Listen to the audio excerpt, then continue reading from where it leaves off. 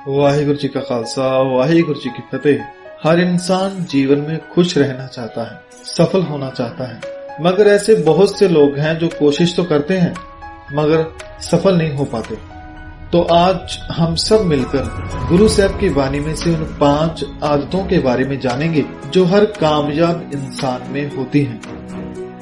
तो आइए आप भी श्री गुरु ग्रंथ साहब जी के इन उपदेशों को समझें, जानें और खुद के जीवन को सफल बनाएं, खुशमय बनाएं।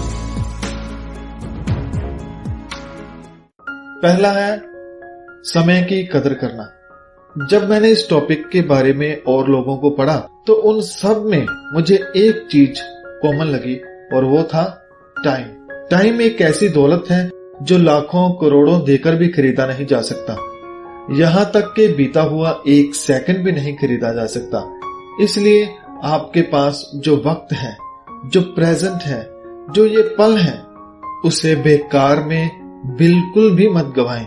ये बहुत ही कीमती है। इस वक्त को, इस जीवन को बस खा पी कर या सोकर मत गुजारें। इसके बारे में श्री गुरु ग्रंथ साहब जी फरमाते हैं कि रैन गवाई सोए कै, दिवस गवाया खाए, हीरे जैसा जन्म है कौड़ी बदले जाए। अर्थात ये जन्म, ये समा बहुत ही कीमती है, इसे ऐसे ही मत गवाएं। गुरु साहब फरमाते हैं कि इस जीवन को केवल खा पी कर कौड़ी के भाव में मत गुजारें। यह हीरे जैसा अनमोल जीवन है, इसका सही उपयोग करना सीखें।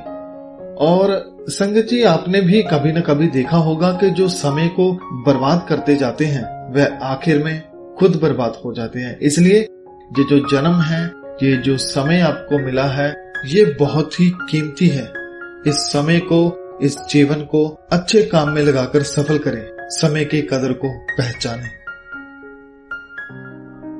किसी काम को टालो मत। संगत जी, हमें ये नहीं सोचना कि मैंने केवल आसान काम को ही करना है और मुश्किल काम को स्किप कर जाना है या मुश्किल काम को छोड़ देना है। याद रखिए, परमात्मा ने आपकी जो ड्यूटी लगाई है उसे करना है, फिर चाहे वह मुश्किल हो या आसान, उसे आप जरूर करें। कभी भी टाल मटोल मत करें। आपने भक्तों का जीवन पढ़ा होगा, उसमें से कोई मोची का काम करता था, कोई कपड़े का काम करता था, कोई खेती बाड़ी करता था। कभी भी उन्होंने काम से जी नहीं चुराया और कामकाज करते हुए ही रब को पा लिया।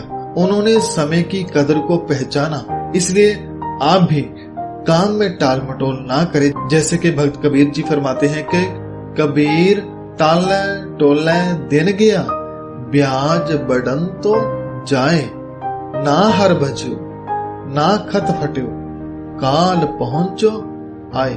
अर्थात कि मैं यही सोचता रहा कि अभी बहुत समय है, मैं ये काम कर लूंगा और आज मौज मस्ती कर लेता हूँ, मगर जैसे जैसे समा बढ़ता गया मैं और बुरे विकारों में फंसता गया और आज जो काल है वो मेरे सिर पर खड़ा है। और अब मुझे याद आ रहा है कि मैंने कितनी बड़ी गलती कर ली है। मैंने समय को बर्बाद कर दिया है, मैंने काम को वक्त पर नहीं किया है, ना मैंने रब को याद किया, ना मुझे जिस काम के लिए जन्म मिला था वह पूरा किया।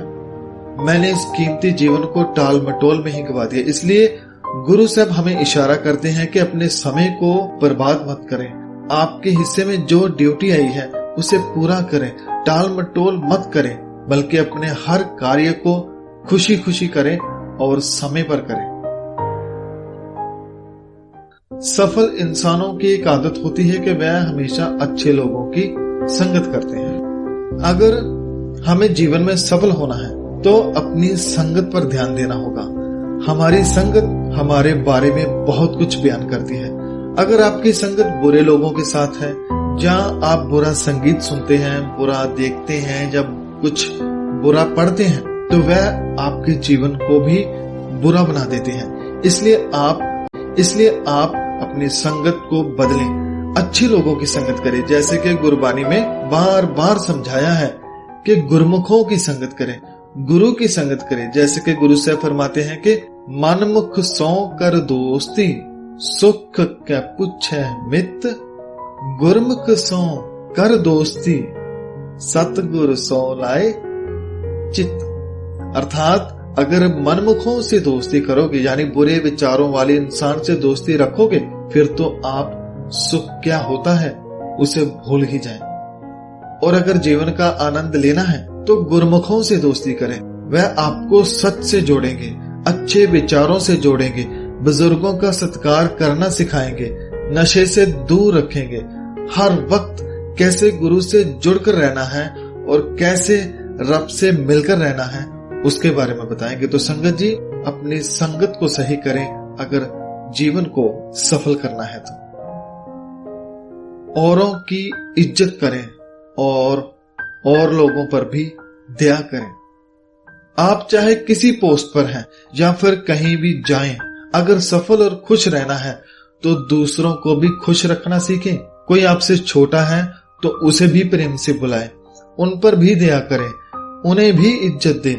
ये आदत और गुण आपके कैरेक्टर को बहुत महान बनाते हैं। जैसे कि गुरु पातशाह जी हमें समझाते हैं कि मन संतोख सर्ब जी दया, अर्थात मन में संतोष बनाए रखें, सब्र वाला जीवन जिएं और समस्त जीवों पे, सभी प्राणियों के साथ दया करें। दया करने के अर्थ ये नहीं कि आप उन पर तरस कर रहे हैं, बल्कि आप उनसे भी वैसा ही प्रेम और व्यवहार कर रहे हैं जैसा व्यवहार आप खुद के साथ चाहते हैं। और दूसरे लोगों पर भी दया करने से मन में कोई घमंड नहीं आता। आपका मन साफ और उज्जवल रहता है सूर्य की तरह। तो दूसरे लोगों से भी अच्छा व्यवहार करें, उन पर भी दया करें, उनको भी अपना समझें। तो अगली जो आदत है, जो सफल इंसान होता है वह अपनी गलतियों से सीखता है। अगर आपने भी खुश रहना है तो अगर आपसे कोई गलती हो गई है तो उसे स्वीकार करना सीखिए। संगत जी, अपनी गलती को किसी और पे थोपना बहुत ही आसान है, मगर सफल और जो खुश रहने वाले लोग होते हैं वे अपनी गलतियों की जिम्मेदारी किसी और पर नहीं लगाते, बल्कि जिम्मेदारी खुद लेते हैं। वह न केवल गलती को मानते हैं बल्कि उससे सीखकर आगे भी बढ़ते हैं। वह गलती को कामयाबी की सीढ़ी बनाते हैं। इसलिए बहाने बनाना मत सीखिए, बल्कि गलती मानकर उस गलती से भी सीखना शुरू कीजिए। जैसे कि गुरु पातशाह जी फरमाते हैं कि दद्दै दोष ना देओ किसे, दोष कर्मा आपणिया, जो मैं किया सो मैं पाया, दोष न दीजै अवर्जना। अर्थात कि किसी को दोष मत दो, तुमने वही पाया है जो तुमने किया था। इसलिए हमें किसी पर दोष नहीं लगाना चाहिए, क्योंकि दोष तो हमारे अपने कर्मों का है।